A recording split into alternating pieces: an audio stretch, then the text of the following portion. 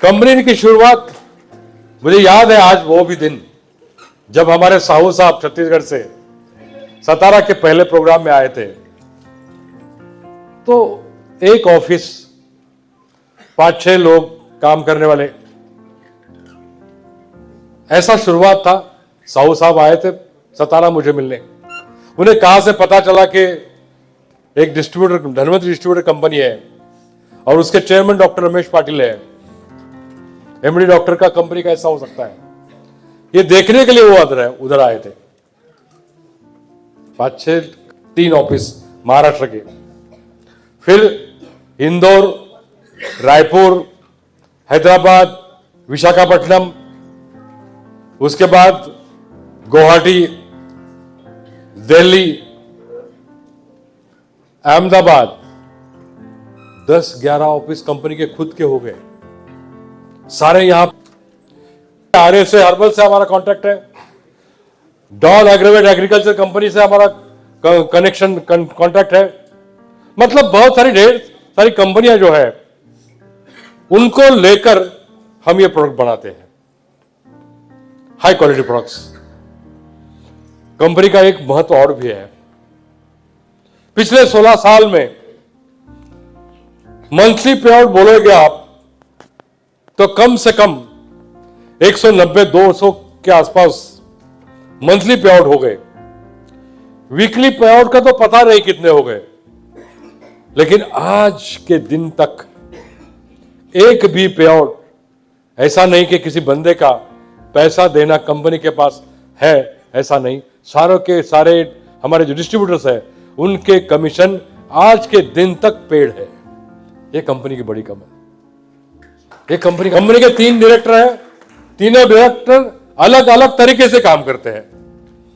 कोई मैन्युफैक्चरिंग का देखता है, कलाडे साहब, कोई मार्केटिंग का देखता है, गुलमकर साहब, और मैं कुछ खुद रिसर्च के बारे में डिस्कशन करता हूं, पढ़ाई करता हूं, प्रोडक्ट बनाता हूं, एडमिनिस्ट्रेशन देखता हूं। ऐसा 3 हस्ती इकट्ठा आकर आज ये धनवंतरी डिस्ट्रीब्यूटर 16वें साल में कंप्लीट करके 2 मार्च 2025 को हम अपने कंपनी की 16वीं सालगिरह पुणे में मना रहे हैं।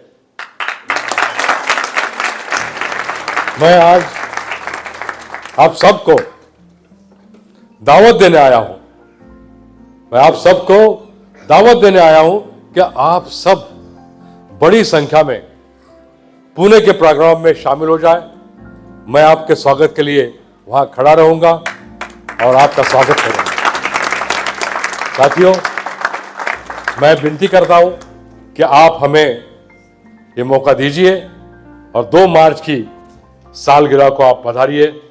धन्यवाद। नए लोगों को नए जमाने की धनवंतरी का पता देना, यह भी मेरा फर्ज बनता है। साथियों, नए जमाने की धनवंतरी मतलब क्या? एजुकेशन सिस्टम बहुत तगड़ा, बहुत बेहतरीन एजुकेशन सिस्टम धनवंतरी का है, और उसके माध्यम से मेरे नए नए डिस्ट्रीब्यूटर भी क्यों न हो, डॉक्टर साहब नहीं चाहिए मुझे, डॉक्टर साहब ना हो तो भी उनको अच्छे से अच्छी पढ़ाई देकर अपने प्रोडक्ट सेल करने के लिए उनको सपोर्ट करना, उनको सहकार्य करना, ये कंपनी का भी उत्तरदायित्व है, हमारा भी उत्तरदायित्व है, हमारे लीडर्स का भी उत्तरदायित्व है। तो चलो, ज्यादा वक्त न गवाते हुए आप सबको मैं अपने धनवंतरी के प्रोडक्ट्स की एक छोटी सी किताब है हमारी, प्रोडक्ट कैटलॉग। छोटी सी है, मात्र 20-30 रुपए को है, मात्र 20 या 30 रुपए को है। ये बड़ी वाली हो गई, इसकी 50 कीमत हो सकती है। ये पॉकेट में रखना मुश्किल है। ये देखिए, इसमें सारे प्रोडक्ट का खूबी से वर्णन किया गया है।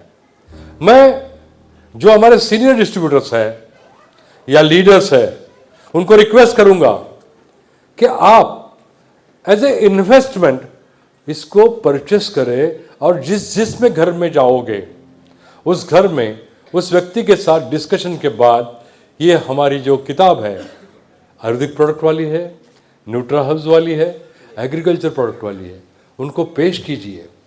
ये आपका 100 रुपए का इन्वेस्टमेंट शायद आपको करोड़ों रुपए कमा के दे सकता है। ये मेरा वादा है, ये मेरा वादा है। मुझे नए लोग पूछेंगे सर इन किताबों में क्या लिखा है? इन किताबों में यही लिखा है कि प्रोडक्ट का नाम क्या है, प्रोडक्ट के कंटेंट क्या है, और ये प्रोडक्ट कहां पे यूजफुल है। सीधी सादी भाषा में लिखा है।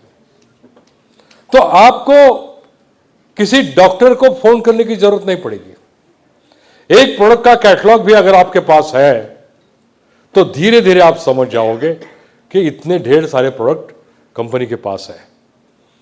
अभी दूसरी बात है कि सर प्रोडक्ट का तो नॉलेज मिला हमको, ये छोटी सी पॉकेट डायरी लेकर नॉलेज प्रोडक्ट कौन से है नाम सुन गए, ये प्रोडक्ट का काम क्या है समझ गए, लेकिन सर ये हम तो डॉक्टर नहीं है, हमें कैसा समझेगा कि हम कौन सा प्रोडक्ट कहां पे यूज करेंगे। आती है ना बहुत बड़ी दिक्कत, बार बार आती है कि रेस्पिरिज कैप्सूल कहां यूज करें, इमरिज कैप्सूल कहां यूज करें, डिटॉक्सिफाई कैप्सूल कहां यूज करें, बराबर ना। बार बार यही शिकायत, पेशेंट सामने बैठा होता है हमें तो क्वेश्चन आता है, पेशेंट सामने बैठा होता है हमें क्वेश्चन आता है, और उस वक्त हम थोड़ा सा कंफ्यूज हो जाते हैं। कंफ्यूज होने की जरूरत नहीं। आज का मेरा ये लेक्चर सारा पूरा के पूरा आप रिकॉर्डिंग कर रहे हैं, और ये स्लाइड्स भी अभी चल रहे हैं। ये रिकॉर्डिंग बार बार 10 बार अगर देखोगे सुनोगे तो 11वीं बार ये रिकॉर्डिंग देखने की जरूरत नहीं पड़ेगी भाभी। आप खुद डॉक्टर बन जाएंगे और आपको समझ जाएगा कि क्या क्या है। ओके, तो चलो क्यों ना हम स्टार्ट करेंगे। पॉइंटर है, पॉइंटर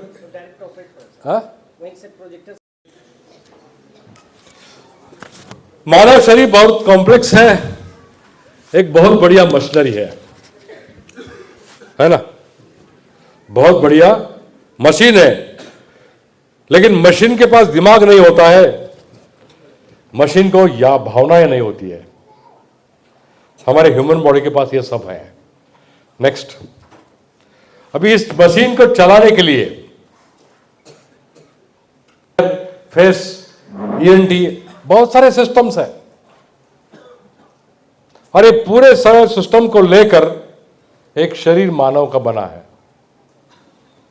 नेक्स्ट, अभी हम शुरुआत करेंगे इम्यून सिस्टम से। इम्यून सिस्टम का मतलब है हमारे शरीर को बददुआ से प्रोटेक्ट करने वाला सिस्टम। यदि बददुआ मतलब वायरस, बैक्टीरिया, फंगाई, है ना, ये सारी बददुआ है। गंदा पानी पिया डायरिया होता है, गंदा खाना खाया टाइफाइड होता है। कैसे? होटल में 10 लोग खाना खाते हैं और एक को डायरिया होता है। कैसे? जिसका इम्यून सिस्टम खराब है, जिसका इम्यून सिस्टम खराब है उसको डायरिया होगा, लेकिन जिसका इम्यून सिस्टम स्ट्रांग है, बैक्टीरिया पेट में गया तो भी वो उसको मार डालेगा, उसको कुछ नहीं होगा। समझ रहे हैं ना? नींबू का शरबत तो 100 लोग पीते हैं, सर्दी जुकाम एक को होता है। क्यों? सोचो, सोचकर सोचो। नेक्स्ट, तो देखिए स्किन एक बैरियर है, हमारा म्यूकस है, कफिंग, स्नीजिंग, सलाइवा, हाँ, फिर हमारा सेकंड लाइन फैगोसाइट्स है, थर्ड लाइन ये B cells, T cells, medical words है, भूल जाओ।